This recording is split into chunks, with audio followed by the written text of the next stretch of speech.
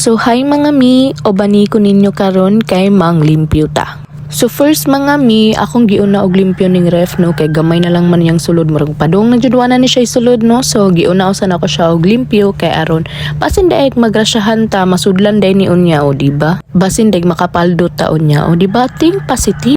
So nagsabin day ko diri mga mino og luto og lugaw ni Adrian para inigmata niya kaon na lang jud siya. So ako ni siyang gipanghugasan no kay nakita man ako bali ako ni siyang gi-search nga pwede ba nga ibutang og ziplock ang mga fruits or vegetables so pwede ra daw. So ako siyang hugasan then after nimo na siya hugasan is paughon adisir nimo siya ibutang sa ziplock adisir ibutang sa ref. So wala pa jud ko nahuman og limpyo aning ref mi no gamay man jud unta ni siya pero nganong dugay man jud kay ko nahuman aning limpyo ba. So sa ubos ra dyan na akong gilimpyuhan mga mi, wala na nako giapil ang freezer sa babaw kay murag napamanggod siya sulod good, murag ubay-ubay pa siya sud gamay, pero buyag lang. So diri lang ta sa ubos kay basin di ay makapaldo, basin di ay masudlan ni ron. Malingaw ra biya pug ko mga mi kay at least mamakita na to nga.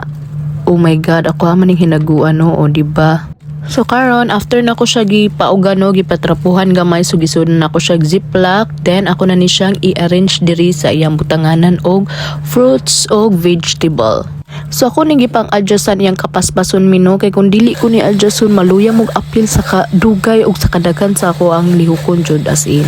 So ako na nang gikuan ang food ni Adrian no. So ako na sad na siyang gi-prepare o gibutang sa iyang storage food. Kaya ang usa na ako na ipakaon niya para sa iyang breakfast. Then ang usa is for dinner o lunch. So ang kanang panggabiin niya, ako pa na siyang ibutang sa ref. Kaya ako ra nang irihit inigaw. Dayong kaon na ni. So karon may mata na siya no. Naghilak-hilak, nag-inuwi ambot dili dyan na siya ingana. Di dyan na siya mumata nga maghilak kay. Maski ang mga silingan no, maingon dyan na sila nga.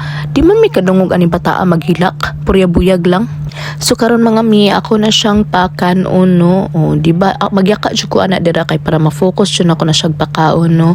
Kay usahay imo pa na siyang lipat-lipaton, imo pa na siyang lingaw-lingawon kay para lang mukaon kay mahinubra ng iyaang ka duwa mas ganahan sa mukaon sa duwaan kaysa sa iyaang pagkaon. So mao ni akong pamahaw mga mino ako ra tong girihit ang among sudaan no nga escabeche o coffee. So mauna ni mga mino wala na ko ga video niya nga naligo siya no gilargo ra na nako fast forward. So mauna ni siya ako na siyang gitrapuhan akay ako na siyang ilisan. So mauna ang iyang setup karon no o di ba gahilak gyapon siya ana kay kana magud siya mga mi. Dapat mo inighuman og kaon dapat makita niya nga na siya milk nga gi-prepare. So mao jud na iya after niya mo kaon dapat na ay milk kay feel niya no nga mura siya og ganang gipapas mo diri in town kung makahilak pero di man jud siya hilakon karon lang jud ni siya kung kanusa nga nag-vlog ko murag di guro siya ganahan nga mag-vlog ko. So ako lang jud nang gi-mute no ang background niya kay grabe jud ang hinilak ka ana no grabe ang hilak jud. So karon ako nang gidali-dali og prepare ang iya ang tutoy no kay gahilak na in town kung makadungog pa lang man ako lang dyan nang gimute kay grabe ni dyan niyang hilak. So ako lang pong gi-sterilize ang iya ang chupon no as always mao dyan ako ang ginabuhat sa iyang chupon. So karon mauna ni no gahilak gihapon siya as in hilak jud kay na siya kay ganahan ni siya mututoy mao dyan na iya after niya mukaon tutoy dyan na dayon.